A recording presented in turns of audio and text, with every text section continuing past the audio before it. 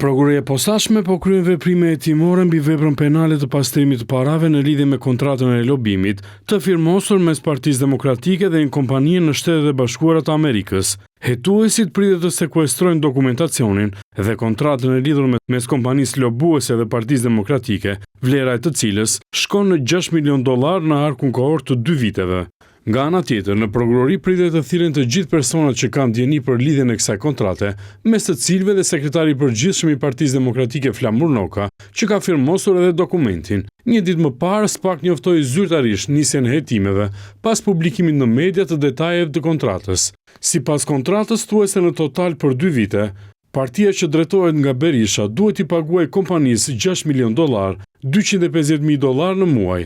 Ndërsa garantori kontratës rezulton shtetasi shqiptaro-amerikan Nureddin Seci me origjinë nga Tropoja, njëkohësisht antar i kryesie i shoqatës Vatra në New Jersey. Kontratën e ka firmosur sekretari i përgjithshëm i PD-s Flamur Noka dhe ish këshilltari i presidentit Trump Carlo Trujillo, në cilësinë e presidentit të kompanisë lobuese Continental Strategy. Në kontratë emigranti 72 vjeçar, elektricistu alpinisti Nureddin Seci dhe fondacioni Make Albania Great Again janë zotruar të paguajnë kompaninë Continental $250.000 në muaj dhe $6 milion deri në vitin 2027.